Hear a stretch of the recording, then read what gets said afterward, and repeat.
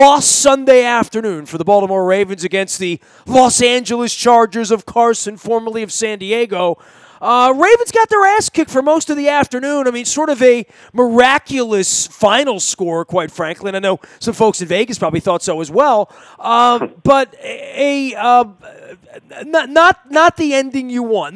Not the way we expected the movie to end. But now that we look back on a kid starting a playoff game who's the youngest in the history of the National Football League, I can't stand shocked that he kicked the ball around a few times, man. Well, I mean, it just comes down to this. He's a rookie quarterback, and I've said on a number of occasions, going back to even before the season started, that the development of a rookie quarterback is not a steady line upward. It's going to have peaks and valleys. And to his credit, Lamar Jackson hadn't had all that many valleys. Now, clearly the Ravens have played really differently than what you typically see out of a conventional NFL offense, but unfortunately, on Sunday, Lamar Jackson had his low point of his rookie season, and a lot of other players on this team, specifically the offense and the special teams, in at least some instances, they played their worst game of the season. I mean, you go through three quarters and you have 3 points and you have 83 yards of offense.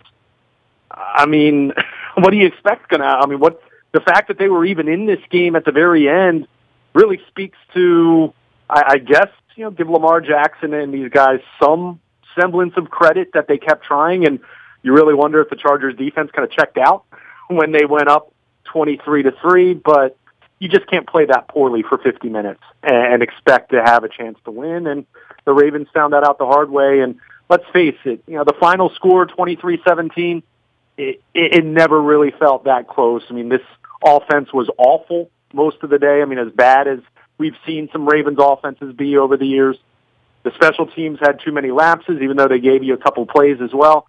And the defense, they played really, really well, commendable, but they didn't get nearly enough help from the other phases of the game. And we've said all along, ever since Lamar Jackson took over in Week 11, that this has been a complimentary effort. It hasn't just been the running game. It hasn't just been the spark from Lamar Jackson. The defense played at a higher level. The special teams elevated its play, and we just did not see that complimentary football to nearly the degree that they needed to really put themselves in position to win on Sunday. Boy, there's a lot hanging here, and we're going to have a long time to talk about John Harbaugh and his future and where Joe Flacco is going to get traded off to.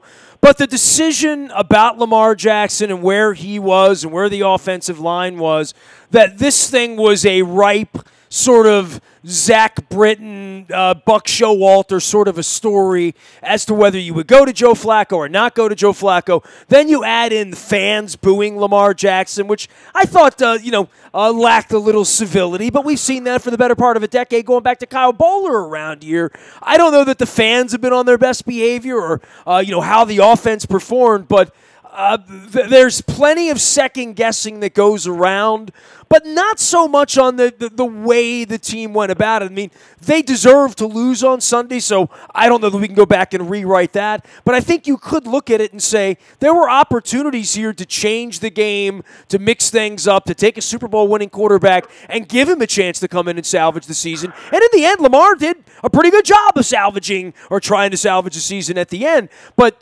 they looked overmatched. They looked like they weren't the better team, and it looked like the Chargers took them a lot more seriously than they did 2 weeks ago in Carson.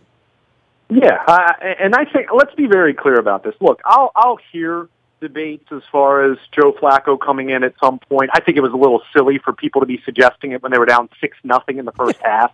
I mean, come on, let's be real about this.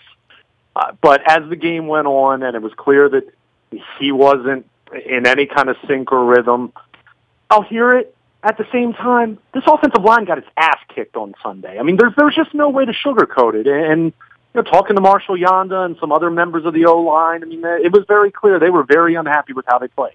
And give the Chargers a lot of credit, and that's one reason why we talked about the fact that I thought it was significant that the Chargers had solved the Ravens' running game in the second half in Week 16. Remember, 10 carries for 21 yards until Gus Edwards broke off the 22-yard run or whatever it was after Marlon Humphrey's interception at the very end when it was over.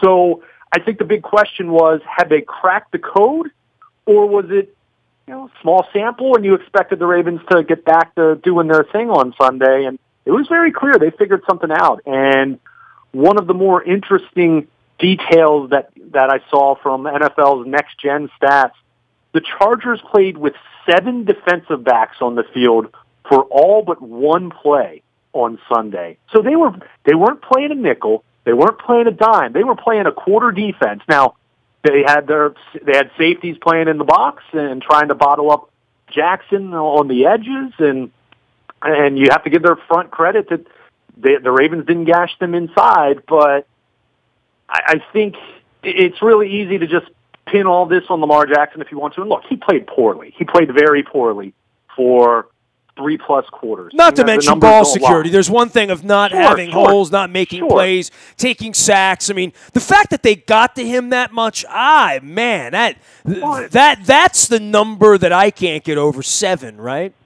Yeah, and that's kind of, I guess, my long roundabout way of making the point that if they were teeing off on him and the offensive line couldn't pass block for him, why were they suddenly going to do that for Joe Flacco? So, again, I'll hear it.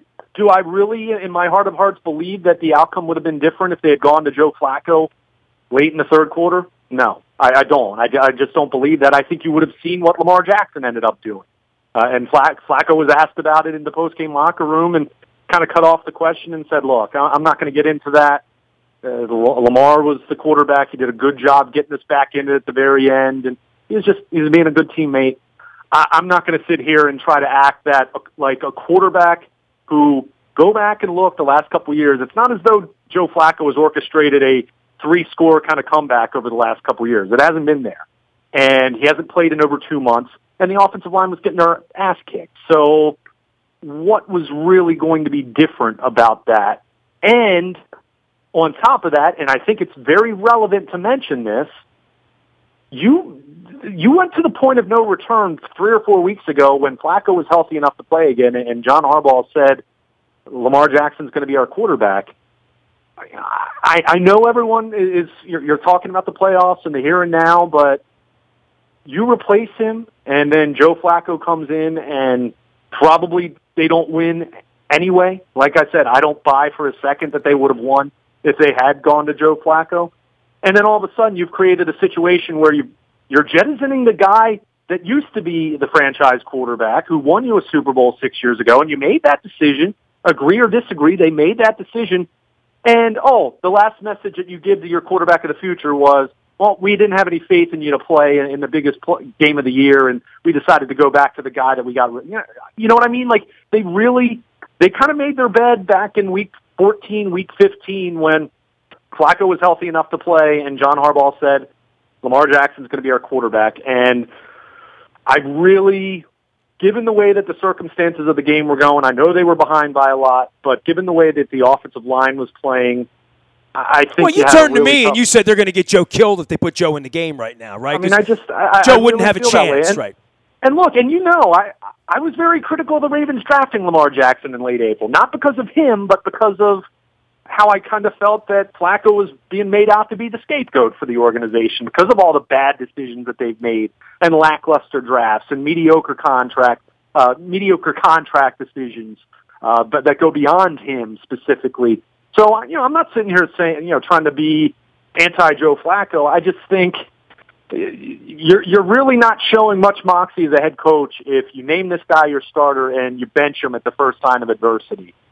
I don't think that sends a good message to him. I don't think that could send a good message to the rest of the organization. So if people want to say that I'm thinking too much about the big picture, then so be it. But again, tell me what game Joe Flacco has orchestrated a multi-score comeback over the last 2 to 3 years.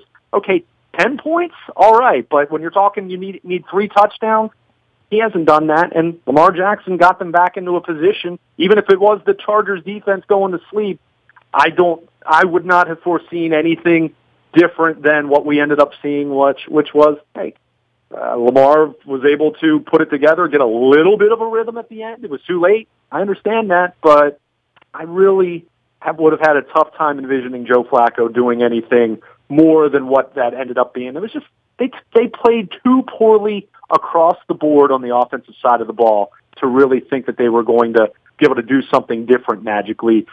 To bring in a quarterback who hadn't played in over 2 months. Let's remember that as well. He is Luke Jones. He is Baltimore Luke, and Luke at WNST.net. All of our WNST programming brought to you by our friends at Strategic Factory, creating your masterpiece. Marketing, printing, promotional goods of all kinds, all in one shop out in Owings Mills. They also put together the strategy, which is the strategic part of it. Find them at strategicfactory.com as well as in Owings Mills. If your company needs signage, branding, printed material, all that kind of stuff, they are the best at doing it. Also, our friends at Buffalo Wild Wings in Bel Air at the festival. Terps games, they'll have the $5 game day menu going there, as well as playoff action next week. You can go hate on the Chargers if you want, but that wouldn't be right because, now we kind of become Chargers fans because they're playing the Patriots, right? It's all very twisted when you get eliminated about hard feelings, but they're there for you, Buffalo Wild Wings at the festival in Bel Air. Stop by and see them. Also, later on in the week, I'm getting my elbow checked out at Lightbridge Health Sports Medicine Institute. Dr. Craig Bennett is orthopedics. He's going to take a look at my elbow. Luckily, my head's okay, so I don't need Dr. Kevin Crutchfield for concussion and head-related injuries. But they are our docs on the scene here, the state-of-the-art facility right up in Owings Mills at Foundry Row. You can find them out in Owings Mills, and also find Cal Ripken up on the billboards. I'll be telling you more about them as they tell their story here at WNST.net.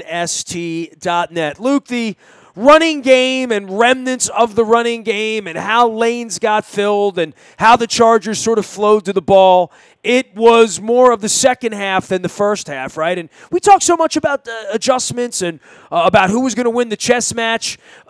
The Chargers won that part of it, right? They blocked, they tackled, they showed up, they flew 3,000 miles, they put the lunch pail together. Defensively, they had their way all day long, really. Oh, no question. I mean, you look at what they were able to do against this running game that no one had been able to stop. Had there been a couple teams that slowed it down? Yeah. But no one had been able to stop this running game since Lamar Jackson took over. And I think there definitely was that lingering question for me if they figured something out, so to speak, in the second half of Week 16. And I think the answer to that was yes. Now, they clearly made some adjustments, and they played more quarter defense with having 7 defensive backs on the field. But they won their matchups up front. I mean, James Hurst, and I know he was poor on the pass blocking side of it, but you just kind of look at that line across the board. There's just too many breakdowns, and the Chargers made plays. They made tackles. They did a really good job, and we've talked about this over and over with what the Ravens have done with the zone reads and the RPOs and pulling guards and tackles and tight ends and moving and blocking. I mean, there've been so many moving parts to it, and it's such a requirement on the defense. Which, if you're going to play defense, you always need to be disciplined. But against this, which is unconventional, which you don't see to this dramatic degree anywhere else in the NFL, the amount of discipline that you need to stop it, the Chargers did that. And I remember talking to you even before the game, and I wrote about this a little bit at WNST.net, where when you talk about this offense, it's one thing to watch film. It's another thing to look at tendencies and have your mobile backup quarterback or some defensive back try to mimic what Lamar Jackson does in practices. It's a totally different animal when you're out there and you're experiencing it. In the same way that if you have a pitcher who has an unorthodox delivery and he throws 99 and he has a nasty breaking ball, you can watch as much video as you want and you can read as many scouting reports as you want. It's still not the same thing as stepping into the batter's box. And to the Chargers, to their advantage in that regard, and granted, the Ravens could have made adjustments and come up with new things as well, and clearly whatever they came up with did not work, but the Chargers, they made that adjustment. This was getting to that pitcher the third time through the order that we talk about in baseball all the time, and the Chargers did a hell of a job with that. So you have to give them credit, and on the flip side, you have to ask Marty Morningwig and Greg Roman and everyone else that is part of the offensive game plan, what the heck happened? And I go to even looking at this game at halftime, it was 12-0, and clearly you needed some big-time, meaningful halftime adjustments. and the Ravens ran 9 plays for, I think it was 14 yards in the third quarter. And that was also considering that they had a short field. They had a field goal and then a missed field goal after being on one short field. So they had some opportunities to turn it right there. That third quarter, they came away with 3 points. I mean, it was right there. The defense had done it for them. Special teams, even though they were up and down, they made a play, and they had an opportunity, and they just couldn't do it. And it just, you point the finger at everyone. This isn't just Lamar Jackson, although he's part of it. It's the entire offense. When you play that poorly for 50 minutes, no one is absolved of blame here. Maybe you go back and watch the game and review the video, and maybe you'll find a couple select players here and there. And I know Crabtree caught 2 touchdowns late, but when this was still a game and they had their opportunity to get back in it and really put themselves in a great position to try to stage a comeback and win, this offense was AWOL for 50 minutes, and the entire group needs to take ownership of that, including the coaching staff. Well, it's really incredible how the defense kept this thing alive, that it's a 12-0 game, and it's still attainable. Even in the end that they got back into the game, and we're doing the hokey pokey with onside kicks and whatnot at the end. The fact that the defense didn't fold in the beginning, I don't know, Luke. Week after week, you and I sit here after every game and talk about this team and this defense, and I know we sort of lauded them in September. We sort of beat them up in October. Obviously, Charlotte and Pittsburgh, it didn't go well. That was a long ride home for you and I. And then over the last 2 months, this complimentary thing with Lamar and taking the air out of the football and how well they've played, this thing really was kind of incredible right on down to the bitter end, that in a game where the offense kicked the ball around, couldn't do anything right, put them on a short field, the defense still went away with 4 field goals in the first half. I mean, that's how good this defense was. We're not going to judge it like that because they're playing golf this week and the Chargers are going to go play next week. And so we're not going to talk about the greatness of this defense. But boy, even at the hour where they needed to show up here at the end, defense rallied. This was a very, very good defensive team for the ages of a quarter of a century of football here. Not 0-1, not 13 because you didn't win championships, but a really good team, man. Really good defensive team and a division championship team. Yeah, I mean, I think it's always tough knowing how to compare defenses when 2000 is the standard and you're talking about one of the all-time great defenses in NFL history, and understanding that now 19 years later, it's a different game. I mean, it really is. Fair enough. How many times have we really said the 2000 Ravens would not be the 2000 Ravens here in 2018, 2019? I mean, it's just a totally different game in that regard. So it's difficult, but I think what you have to do is look at what they do in the context of their peers, how they do compared to their contemporaries, and in that way, you have to give this group a lot of credit. I've said all along, I've felt that this defense is greater than the sum of its parts from the standpoint of Eric Weddle's past his prime, Terrell Suggs is past his prime, Jimmy Smith is past his prime, and you look at kind of the middle tier of guys, and look, C.J. Mosley's a 4-time Pro Bowl player. I think C.J. is underappreciated in this town. At the same time, I don't know if I'm signing off on making him the highest paid inside linebacker in the NFL this offseason, which is what it might take to re-sign him. What's that look like, 16, 18, in that range? I mean, I'd have, probably not 18, but it'd probably be somewhere in the neighborhood of 14, 15, somewhere like that. I don't and have going north, by the way, because the salary cap's going north, right? Yeah, but then you kind of go down the list, and you just have all these different guys. And Marlon Humphrey's kind of the one ascending player that you say, maybe this guy's going to be an all-pro in a year or two. But everyone else kind of just fits their role. I mean, you have guys that, like Zadarius Smith, who played really well in the final year of his rookie contract. Does he get the Pernell McPhee kind of deal? Do the Ravens have the financial wherewithal and willingness to make him that kind of an offer to keep him around, knowing you don't know what's going to happen with Terrell Suggs? But my point is, I never really viewed this defense as having a great elite player at any one position, and I think C.J. Mosley's kind of the guy that some people will differ on opinion. and Marlon Humphrey's kind of maybe just a half step below being in that consideration for cornerbacks. But they really complemented each other very well, and that's where I give Wink Martindale a lot of credit. He took this defense from the pretty good territory the last 4 to 5 years and coming up small in some of the biggest situations to being in really good to sometimes great territory in the context of 2018. And this defense finished and came up big in some really big situations like Week 17, like Week 16, like Sunday where they did everything they could to try to keep this team in the ballgame, even though their offense was doing nothing. And their special teams units were giving up some long returns and had some mistakes to go along with some of their splash plays, kind of up and down for them. So I have nothing negative to say about this defense based on Sunday's game. Could you point to the touchdown early in the fourth quarter where, we had the craziness with Melvin Gordon in the review and the previous play, whether Watt broke the plane? Yeah, I guess you could point to that. They gave up a 60-yard touchdown drive there, but my goodness, you look at what this defense dealt with over the course of the day, and I believe the Chargers' 2 longest drives, the 60-yard drive for the touchdown, and I think there was another drive that was just over 50 yards right before halftime.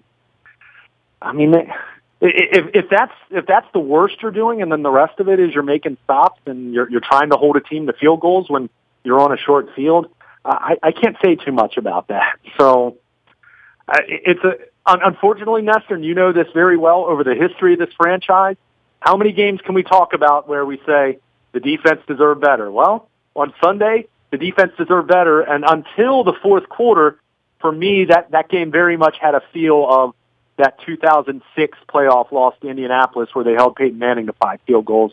Felt like that. Of course, the fourth quarter, things got a little crazy and kind of skewed that narrative a little bit. Yeah, I thought it was going to turn into the Minnesota Snow game there for a few minutes, yeah. But Luke is here. He is Baltimore Luke, and Luke at WNST.net. A great start to 2019 for all of our sponsors in the offseason here.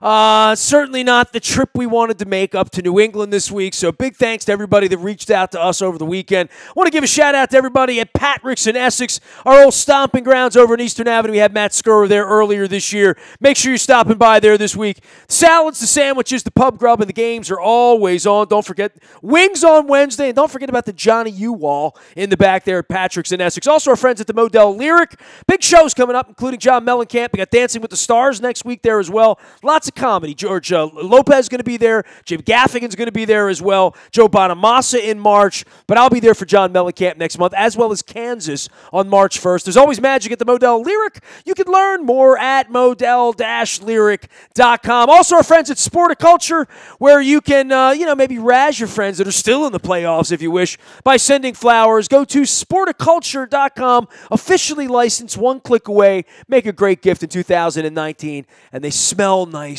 too. Sporticulture and Sporticulture.com. I am Nestor. We are WNST.net, AM 1570, and WNST, Towson, Baltimore. Find us out in the BuyAToyota.com audio vault 24 hours a day from anywhere in the world on your mobile device by downloading the TuneIn Radio app. We come in crystal clear. You can listen to what you want, where you want, when you want. We're going to get some Terps, some Orioles, some Ravens residue, get you ready for the football games this week. Lots to do around here, even though the season is over. We will not stop talking about it because we are WNST.net, AM 1570 and WNST, Towson, Baltimore, and we never stop talking Baltimore sports.